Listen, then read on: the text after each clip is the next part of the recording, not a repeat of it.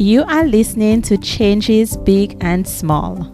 This is Demian, your host, as we explore what makes change exhilarating. Each episode, we'll explore how you can create freedom in your life by embracing change. I intersperse interviews with research and challenges to help you make changes in your life.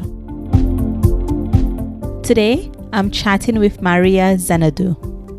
After 20 years in product development, technology, innovation, and marketing roles on 3 continents, today, Maria advises enterprises on their growth strategy through marketing, innovation, and mergers and acquisitions.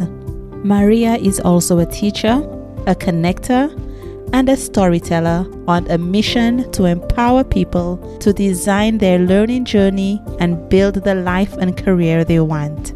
She blogs on LinkedIn daily, and she's the host of the Impact Learning podcast, where together with her guests, she explores the future of learning and work. In our conversation today, Maria shares her corporate journey and how change snuck up on her in 2015. She explains how it took her 2 years to embark on a journey of discovering what would be next for her. We learn about portfolio career and impact learning. She shares how journaling and self-coaching helps her determine her path for making a change in the world.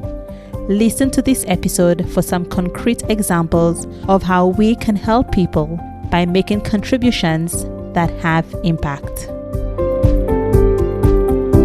Let's get started.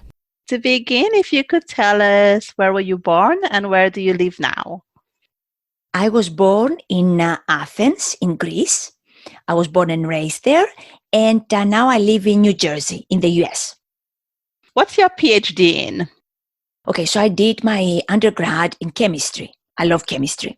And I did my PhD in polymer synthesis and material characterization. So overall, all this, we call it material science.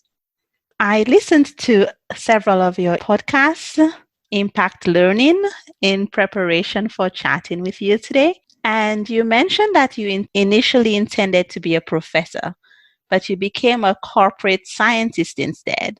What led to that decision? I like to teach, and that has not changed. So I wanted to become a teacher, and after I did my, advanced graduate degree, I wanted to become a professor. What changed was I did my postdoctoral studies actually in the US at a corporation. It was the corporate research labs, so still, research, but it was applied. So that got me exposed on important projects that I was solving real problems. We were modifying different properties of materials that we actually, buy and use. And I was intrigued by that, and I realized how much joy I get when I solve real problems. And that's why I decided to start my career in corporate as a scientist. And that's what I was doing. I was basically using my polymer chemistry, my material science knowledge to solve problems. You have some quite impressive credentials. You talk about how for you it wasn't really about the titles, but you were really excited in the roles that you were able to take on because of those titles or in the different jobs that you had. Could you briefly share your corporate journey with us? Yes, of course. So I started as a scientist, what we call, technical contributor. I was the person who was doing all the work, the research for the project. And very quickly, I realized that I liked working with teams, with other people. So I became a group leader, had responsibility for a few people, then a group manager, and then, ultimately with different kind of jobs in technology, innovation, product development, research, and later on also marketing, I assumed larger responsibility. So I became a vice president of marketing and innovation. The comment about that I don't really pay attention to titles is because to me what matters is the kind of work I do. Before I became vice president for a certain role, I was offered another vice president role, but it was in a different kind of department. It was a kind of work that it wouldn't help me to learn and advance my skills, but also make an impact the way that I was envisioning. So I turned down this promotion. Of course, the other one came very quickly. I'm glad that I was available because I took on a role that I really loved and I went to Asia. But this is what I say. I realized that credentials and roles and titles matter.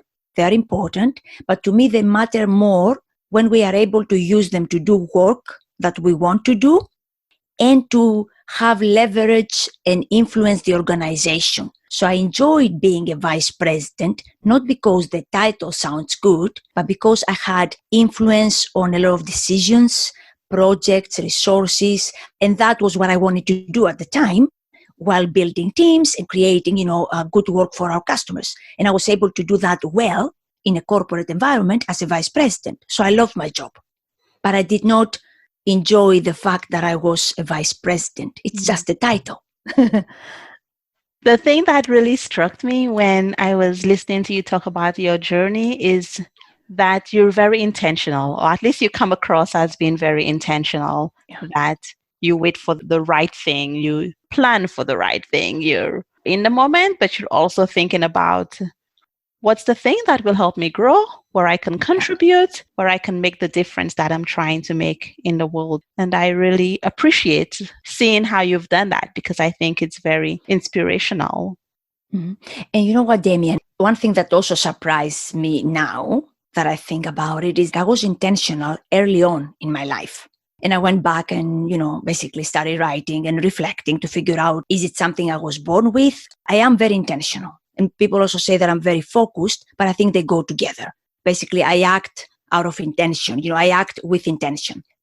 I think the reason is because growing up, I was in an environment that we did not have a lot of resources. It was, low income, working class family, very good family. And I'm very fortunate. I was born and raised in this family, but I knew that every action that I took had to have an impact, had to create a change, whether it was a small change or a big change or giving me access to resources or helping me figuring out how to do something that I did not know.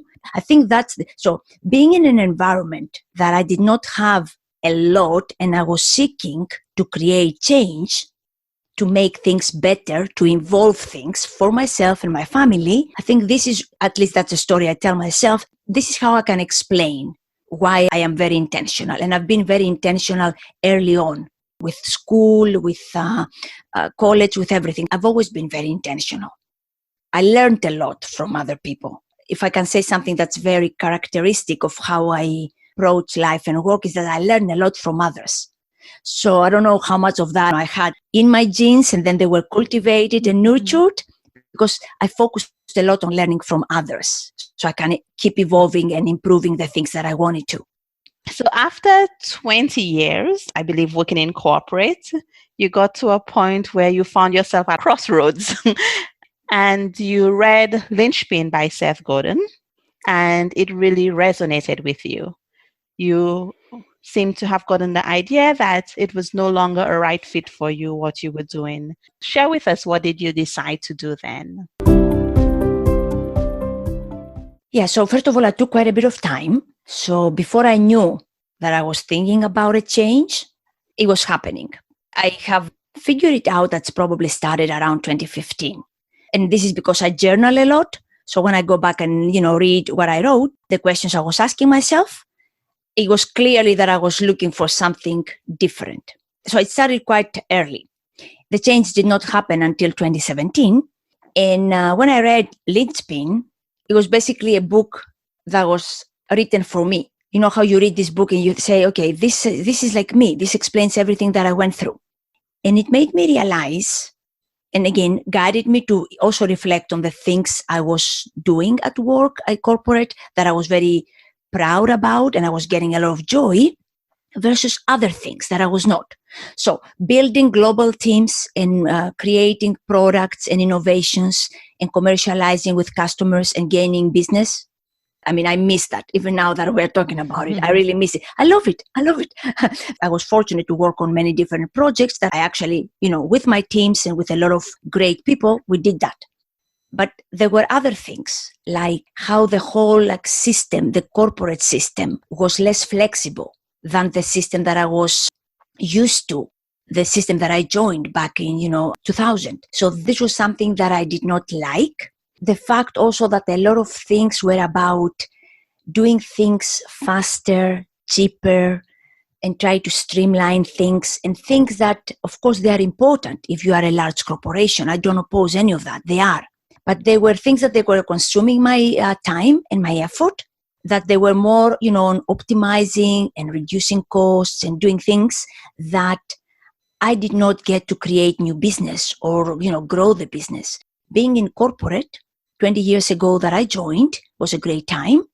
It has changed.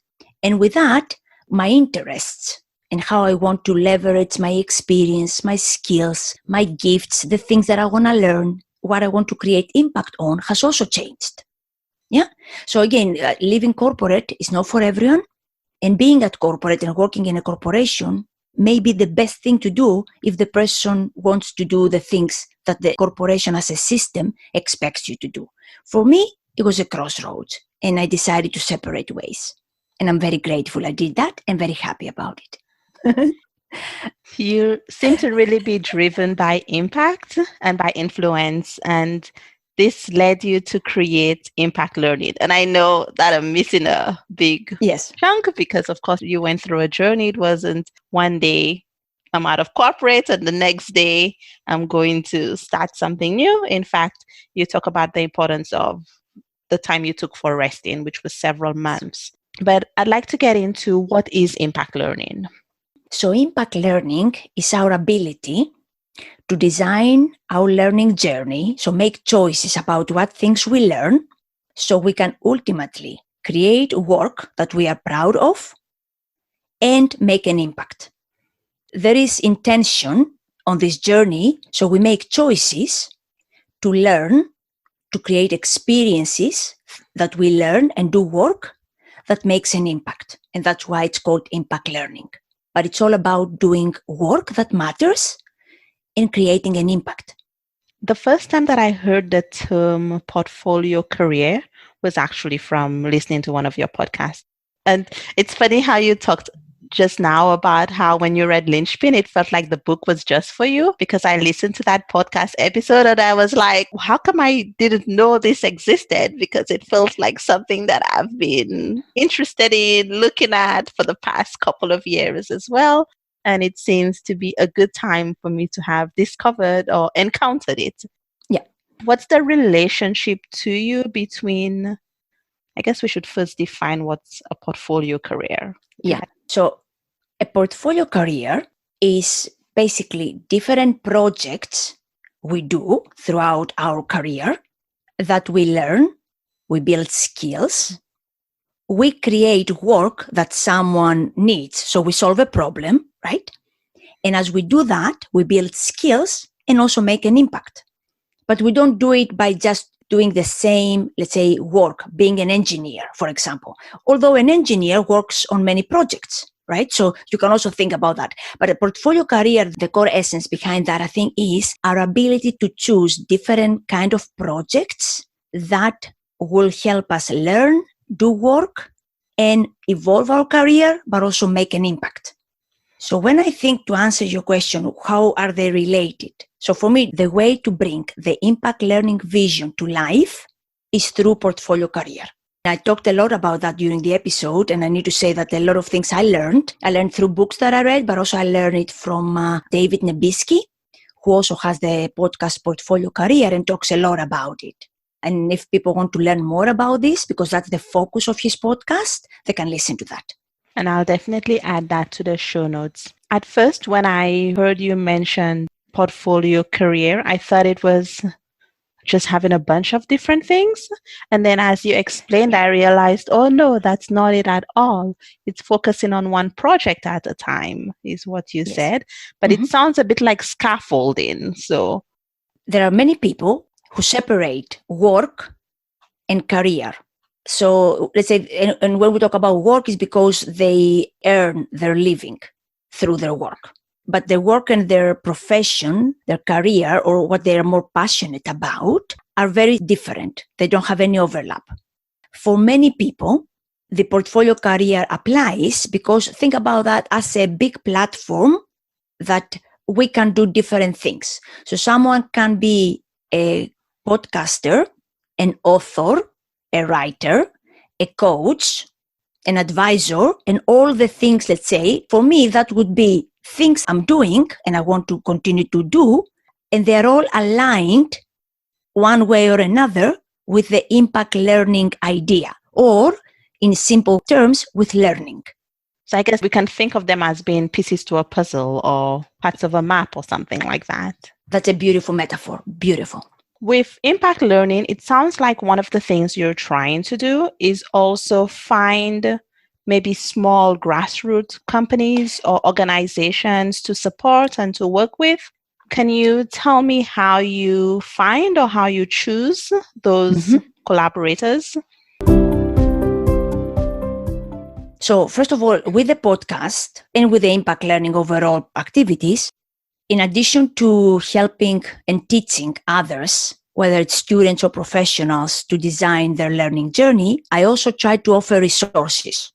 Resources could be a workshop that I know it's good and it's going to help them, or access to resources in a way that they're either free, available, and many people that don't have access to resources can get them. So that's another way that happens. And sometimes it happens through a story or through a connection that I have, or just sharing this on the podcast or sharing this where I blog. A separate aspect is trying to offer directly resources in a financial way. And this is where the Impact Learning Fund came about, which I created last year. And the idea for that is that I will, through the Impact Learning Fund, support nonprofits and organizations who, again, offer access to resources to people in need. Most of that aligned with learning, but it could be also other things, because it's not only learning and training. It could be another way that someone learns a certain set of skills and then they can do work. So anything that helps people to move their work forward, it involves learning and training. So this is how I look for organizations. As I create income from impact learning portfolio career projects, all the income will go there. That's what I decided to do last year. I wanted to get it started. So I basically took the last year of my salary as a vice president, and I basically deposited in the fund, and I started supporting nonprofits. To go now to your question, how do I choose them? I choose grassroots and more of what we call the long tail, the smaller ones, because we all know the big ones and they are doing excellent job, and I'm very grateful, and they are solving big problems, and they have also a lot of marketing budget. So it's very easy to find them. They do excellent campaigns, so they raise funds. It is much more difficult for smaller ones. So I'm on the board of the school fund. We basically support secondary education for high potential students in developing countries. It only takes a few $100s for a school to be able to afford, the cost to go to school for secondary school. So I'm on the board on that, and also I support them through the school fund. That's an example. I also support, another one is Mavuno, who is teaching now farmers, and that's more of a skills, right? So they can harvest better the land they own. So it's not learning about going to school or getting a degree. It's about teaching them skills and how to manage their farm in the best way. So again, they can create the best outcome from their work, and they need skills from that, and they need training, and that's what they do. These are two examples of organizations. I've just started this journey, so I'm really looking to learn more, to find more of, the smaller the organizations that I can support and contribute my part. But it's a long journey, and I'm very grateful, honored, and privileged to be able to contribute. Do you see yourself in an ambassadorial role for some of those organizations that you're on the board of, or in terms of helping generate funds from perhaps other listeners? Yes, but I have not really thought about it in a formal way. I tried to advocate. So actually, at the beginning of this year, all the episodes, I have guests who are either the founders or the executive directors of the nonprofits I support. They're just a handful, but this is a way for me to bring to the listeners the story of the organization that I support and encourage them to contribute the best way they can. Again, it's not a formal ambassador, but it's an advocate the best way I can right now. And it can also evolve. I want to do more, not only financial contribution, but also, my skills, my experience. So the best way I can contribute to help them, whether it's being on their board or being an advisor, the best way I can help by leveraging, skills and experience I have. This is a theme that comes up again and again as you speak, in that it's not about the title, but it's the role. So you're not, you may not have the title of ambassador, but you're certainly an ambassador for these organizations with the work that you do. I love words and I love titles, but I cannot be excited about a title, but I can be excited about the impact of the work. We tell stories about the work we do. So I'd like to kind of point this out because I think it could be potentially inspiring for listeners, because sometimes people might not do something because they say, oh, I'm not a, but I think all of us can find opportunities to make action, to make change, to help out where we can, even though that might not officially be our title or our role. And also we can always contribute. It doesn't always have to be, financially. We can always contribute and help. We can share a free course on our social media profile and people can learn about it. And maybe 2 or 3 students can find it. Or we can coach someone, or we can give some advice and help someone who needs that to move forward. Contribution and impact does not mean that we necessarily need to have the title and the structure. Mm-hmm. If we all contribute in small ways, it adds up, it compounds. How did you decide on this approach? Tell me the parts of learning impact, and please share how you decided on this approach. Let me try to break it down in a few distinct pieces. I explored things. I explored opportunities. And that's part of how I see my life and work. I keep evolving as a person and also as a worker by exploring different aspects. Either they come my way or I become aware of, and then I pursue them intentionally. When I thought of the impact learning, it was not even called impact learning back then. I was thinking that I want to share resources with people in need, because I was born and raised in a low-income family, and learning and education changed my life as a person, but also as, my lifestyle, the ability to do the work that I do. So it affected a lot my life. So first I wanted to do something to create an impact. But at the time, I did not know all these different things I could be doing. Could I write a book and tell my story? Would that help someone? Maybe. Could I blog and share some of my lessons? Maybe. But then, this is where I think exploratory learning and learning through projects, not only by reading books. And I read a lot of books. So I took workshops. I started with the Akimbo workshops by Seth Godin. Very quickly, I could see that he's doing good things in the future of learning. So out of curiosity, I decided to explore it. The podcasting fellowship was completely accidental because it was all curiosity. I actually never crossed my mind to become a podcaster. But I thought, how wonderful to figure out how she's starting a new workshop from scratch. I took the first one. It was curiosity and my willingness and my curiosity to learn. Because of the kind of workshop, I had to define a project and work on it. So I started my podcast. So to understand the principles, it's learning through exploration and figure things out as we go, but also be involved in projects that I actually do my work. So I create something that I can say, here it is. I created my podcast, or I'm writing a book, or I am coaching. So it has to be, going back to the intention, it has to be specific.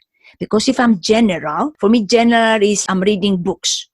And I don't mean it in a bad way, because I actually do read a lot of books, not always 100% knowing what I'm going to get out of the book, but I usually have a problem and I'm trying to solve it, right? Overall, I think the way I'm figuring this out, because I have not completed that, it's still evolving, is I'm learning through exploration. I am learning things that they may not be exactly 100% aligned, but I'm willing to explore it. And I'm doing the work. So they're not theoretical things. They are like real projects. As you've been on this journey, what challenges have you had to battle? One challenge that I actually am in the middle of it right now, and it's probably a good thing to talk about because it's fresh, is as we get into the portfolio career, because it's different projects start, continue, but then at some point they may complete, they may come to an end.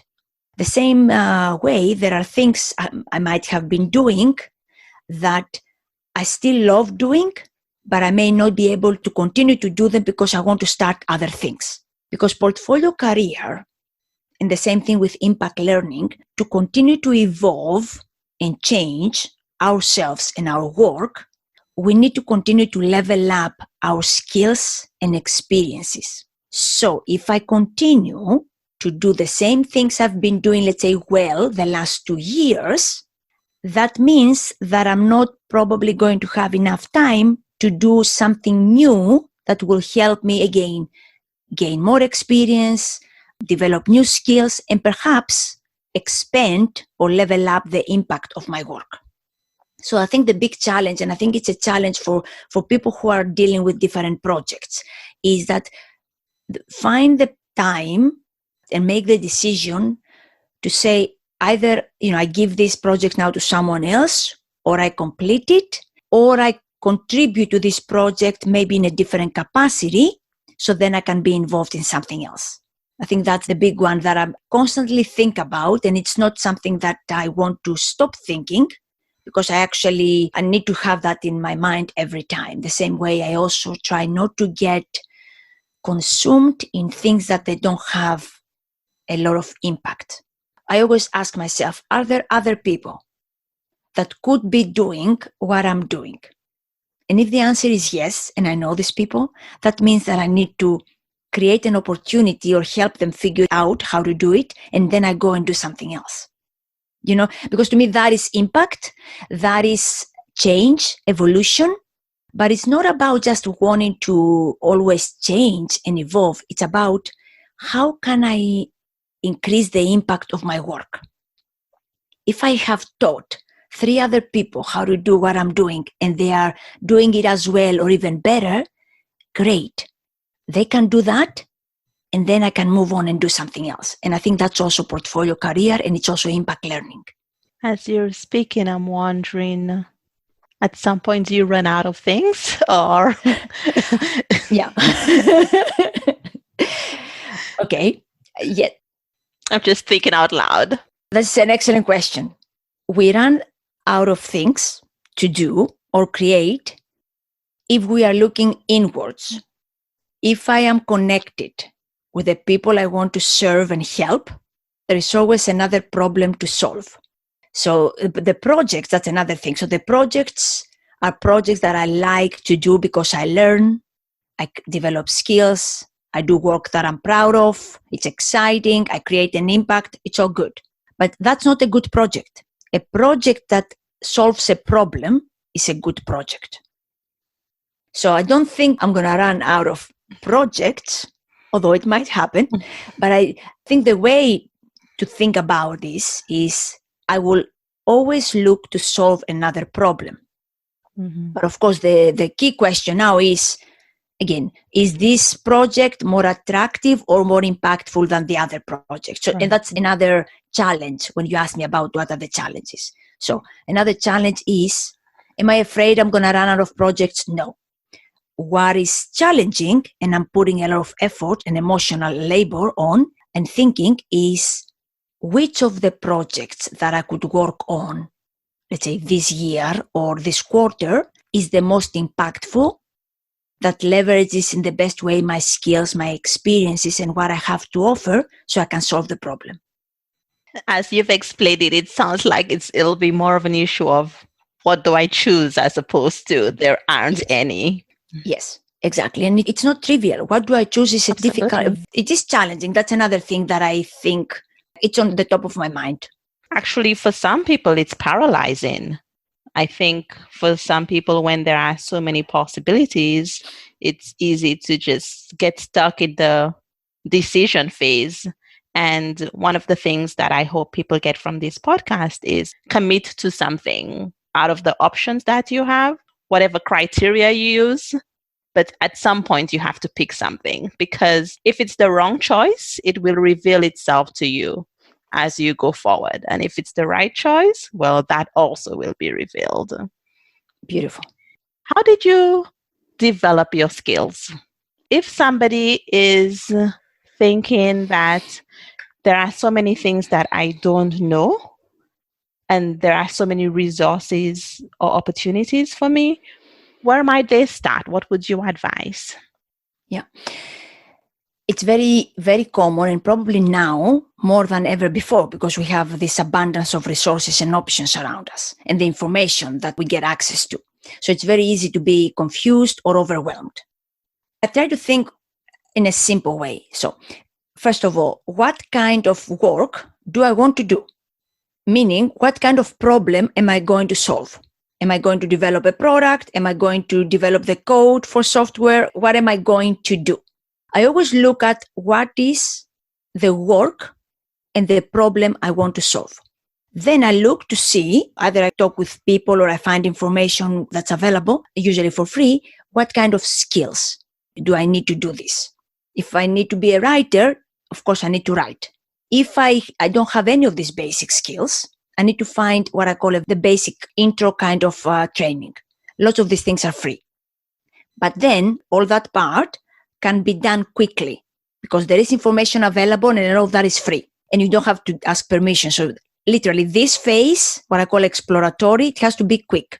Then there is no way to find out if we're going to like something unless we do it. And this is why I encourage people, whether they are young students looking to see what they want to do with their career or professionals at any stage of their career, the next thing is figure out a project that you can contribute to. Can you work for someone? Can you collaborate with someone? Can you find a way to get access to see what this kind of work looks like in real life? And some of these things may be internships or a project that you help someone for 2 months. Or it could be something that you get paid, but you need to have certain skills to get paid. Mm-hmm. Yeah. So it starts with, what do I want to do? What problem do I want to learn? What skills do I need to develop? And then what is the project opportunity that I can get involved to start building the skills and learning from other people? I always say, go and find someone who does what you want to do and offer to work for them, help them. It could be a friend of yours that they are doing something with a business and you can say, can I help you? Because I actually want to launch a business. I'm not a business owner. I don't have an MBA. I think if this person helps a friend who is building a business, they're going to learn a lot of things. And then they can learn other things. That's how I think about things. And I don't think it has to be complex. It's not easy.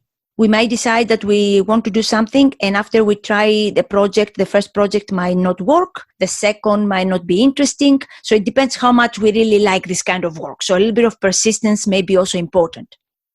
But this is the way I would look for experience. I would look for opportunity to do the work I want to do. I think you're in a unique position to be able to talk about change because you've lived in quite diverse countries, you've changed careers, you're embarking on this quite dramatic journey, we might say. Is there anyone who inspires you with change? So my role model is my mother. And I've talked about it a lot of times because my mom was poor and she joined the working class. And also she raised 3 daughters on her own when my father died. So when we talk about changing the world that we live in our life and the life of the people who depend on us, I was very fortunate to have this role model living in the same house with me. That's my mother. It showed me that everything is possible and that we can learn and figure out how to do certain things intentionally or because we have to improve our life, because ultimately this is where it comes down to. Work is what we do because that's what we like to get involved and do every day. But ultimately we're talking about our life and the lives of the people who depend on us, our family and friends. I have a lot of people that I call them mentors that I learn from, but I don't have one person that I can learn everything from. I speak very passionate about my mom because I've lived with my mom. And so she's been part of my life. She's the reason I'm talking to you today. But there are many people I admire, I learn, I respect because of the impact they create. So we talked about Seth Godin. I am inspired by his work and commitment to the future of learning and building communities. Jacqueline Novogratz, she has founded Acumen. It's another beautiful organization that supports people in need to learn and develop skills to improve their life and work. That's also a person that inspires me, and I listen to her, and I think everything is possible, and I can help and contribute to people the way she does. Not in the same way, but she inspires me. I look up to her because she's an amazing person. She has and continues to create impact on the lives of many people. And these are two examples, but I learn from many people. I don't have one person that I can say, oh, this is the best person I would work for. I would love to work for Seth. I would love to work for Novogratz. I would love to work for many people. Going back to what I would love to do, I would love to work with them or for them so I can learn from them, right? That's how I see role models and mentors. Maria, I want to say thank you because you were one of my coaches in the podcast fellowship, which was how this podcast came about. So thank you very much for that. And I have found that definitely having coaches that have been through the journey or who could even help with asking questions benefits me. Do you use coaches at all, or have you? Yes, it's a very good question. So all of us can coach if we are just a little bit ahead on the journey. Sometimes it could be, talking about podcast, just a few episodes ahead, because we have figured out a few things and then we can show them and share them with someone else and we can help them, right? So everybody can teach and coach others. I don't have a coach maybe the way that others think of, but it doesn't mean that later on I will not have a coach.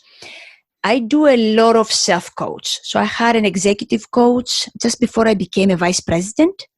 And in his words, he said, Maria, you coach yourself. But that's not enough. And again, I don't exclude that at some point I may have a coach. I do have a lot of mentors that I learn from actively. Like I really study what they do, their actions. I try to figure out how they make decisions. So I really learn a lot. Going back to being very intentional. So my mentors, they're all virtual mentors. They don't know that they're my mentors, are people that I learn from, but actively. Like if I have a problem and I think someone is really good at this, I'm going to study everything about this person. I'm going to figure out how he or she thinks. I know it sounds a little bit crazy when I say it like that, but I studied Seth Godin. I study Jacqueline Novogratz. I study the people that I love their work. So that's one thing. And the other thing is that I have a process, and journaling, daily writing helps me, that I reflect. So when I'm stuck, because we use a lot of coaches when we are stuck, that's one way we use them. I sit down and I write. I ask myself 3 questions and I figure out, why am I stuck? And then I go out and find resources. Again, today there are more resources than there were 20 years ago that I can figure out what I need to do next. Because it always comes to that. Okay, what's my problem? Why am I stuck? Why am I frustrated? I write it down. I write quite a bit. I get to the bottom of it. I talk with a few friends, maybe on my accountability group, mastermind group. So it's like I'm connected with other people. So you could consider that also peer coaching. And then I try to find resources, myself or through others, that I can identify the first next step, 1 or 2 actions. And then I trust that my work will lead me to solve my problem. Again, I'm not excluding that at some point I may say, you know what, I need a coach because I've never done this specific thing and I need someone to coach me. I don't say that this will not happen and this could happen in the future. But there are a lot of ways, which I think is part of evolving ourselves, on a deeper level that we can and we should direct ourselves. It's part of what I call self-directed learning. So if I don't know something, a quick search will point me to some resources, a couple of books, not a lot of research, until I figure out what's the next step. What's the next action that I can take? I'm building a library of books from guess to changes big and small. Do you have one or two books you might recommend for listeners that are interested in finding their own truth or making changes that are necessary so that they can live in their truth? So one beautiful book, I'm reading it a second time, is Ultra Learning. I read a lot about learning, and it is by Scott Young, and he's talking a lot about what we call deliberate practice, which is a lot about habits, but it's about also leveling up skills. It very much supports what I was talking about. So in a portfolio career and a learning environment, we always need to look for opportunities to level up our learning so we can develop new skills. And usually that means that either we do a new kind of work or we immerse ourselves in a new environment. So that's a beautiful book. It's a big book, and I'm reading it second time. I just love it. The other thing similar to, if we want to continue to evolve ourselves, it's also direction, like how do we do it? It's the book So Good They Cannot Ignore You by Cal Newport. They are, I call them in the same generation of authors because they do excellent work guiding us, whether we work in a corporation or we are freelancers or entrepreneurs, how to really keep evolving ourselves, change, the way we think and act, but also taking action so we can create the change we want to create for ourselves and then for those we want to serve and for those, we share our life with.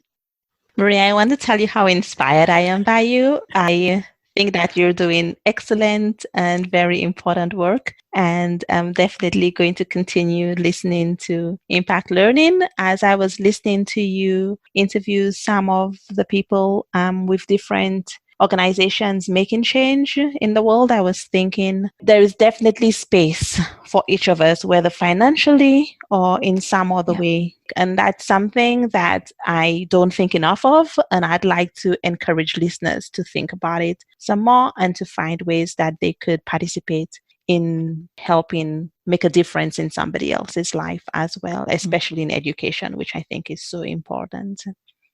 Thank you, Damien. And what you said is also something that is why we are podcasting and why we are talking with each other and sharing our stories, because very often it's more easy or straightforward to see how another person created change and how they started and, listen to their story, because you don't find that on their website. So it's like really understanding how they started, because this is also quite inspiring and motivating.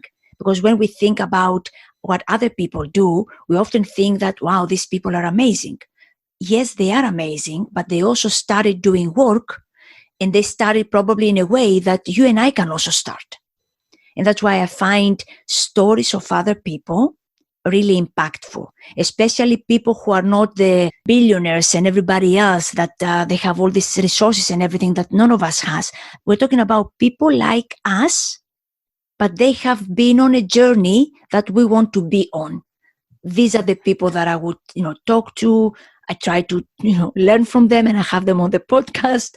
I try to support, contribute to the work, learn from them, and then try to also figure out how I can, contribute my part. But it's not as difficult as it seems when we really talk to the person and figure out how they started and they took one step after the other. Definitely.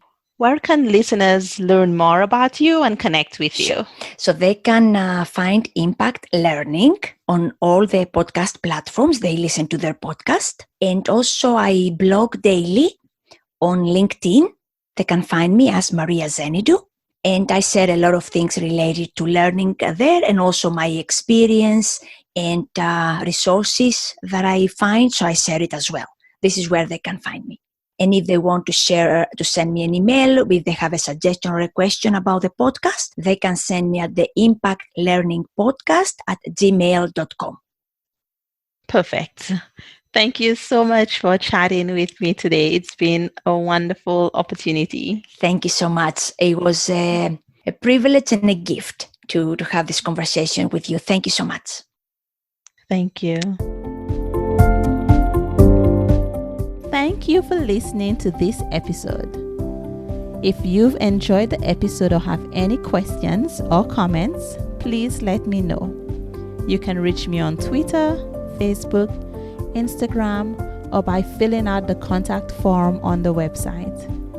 I'd especially like it if you would join the Changes Big and Small Facebook community. I share additional resources there, and I would love to support you in your change journey. Please share the episode with someone else. Every time I see even one more listen, that inspires me to keep creating the podcast. I appreciate you going on this journey with me. And to end, as always, remember that change begins with one small step. Have a great week.